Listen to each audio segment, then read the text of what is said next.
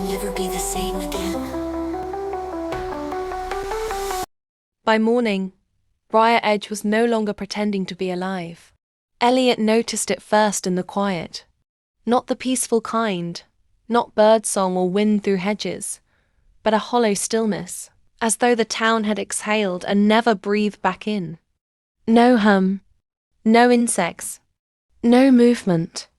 May stood beside him at the edge of the road, staring at the village below.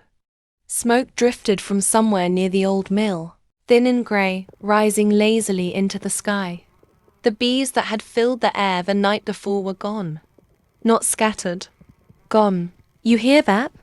May whispered. Elliot nodded. Nothing, he said. That's worse. They walked down into Briar Edge slowly, every step cautious. Doors stood open. Cars were abandoned mid-road. In gardens and on pavements lay bodies. Some human. Some altered. Chests split open and hollowed, ribs bent outward like broken hive frames. Honey had pooled and hardened around mouths and eyes, amber and glassy in the early light. No bees crawled anymore. Whatever had been animating them had stopped. At the village green, Elliot froze. The ground had collapsed inward overnight, forming a shallow crater where the earth had finally given way. At its center lay the remains of the underground hive, exposed, cracked, and sagging under its own weight. The structure no longer pulsed. It was drying out, dying.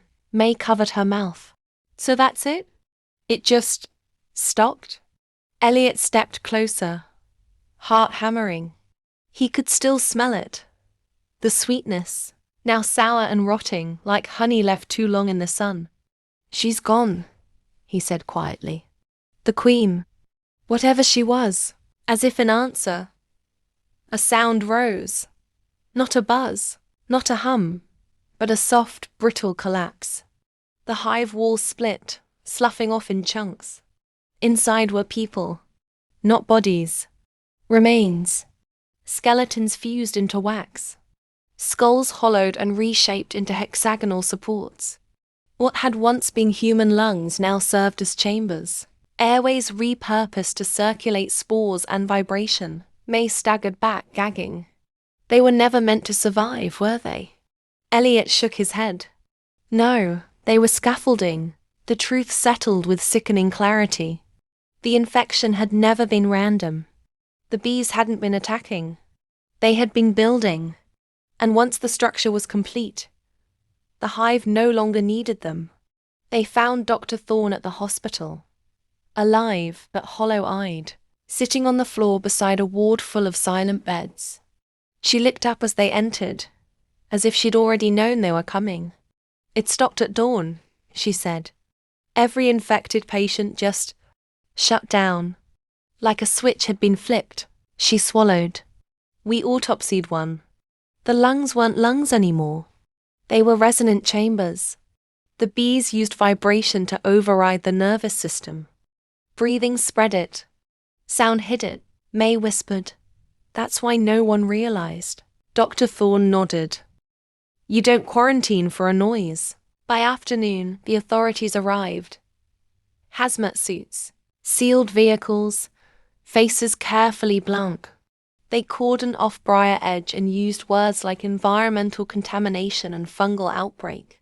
Fires were lit. Structures were burned. The orchard was reduced to ash. No one interviewed Elliot or May. No one asked how they knew. By nightfall, Briar Edge was gone. Weeks later, Elliot stood alone at his mother's grave. The stone was new. The soil still dark. I'm sorry, he said softly. You tried to warn them. The bees never returned to Briar Edge. Not breath, not a single one. Memory.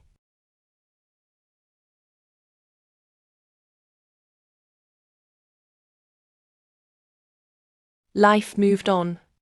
But sometimes, late at night, Elliot would wake with the sensation of vibration deep in his chest. Not sound. He learned to keep his windows shut, learned to listen differently. Because silence, he understood now, wasn't safety. It was only the absence of a signal. And somewhere, far from Briar Edge, something else was learning to hum. If you enjoyed tonight's tale, remember to like, subscribe, and share it with someone who loves a good scare.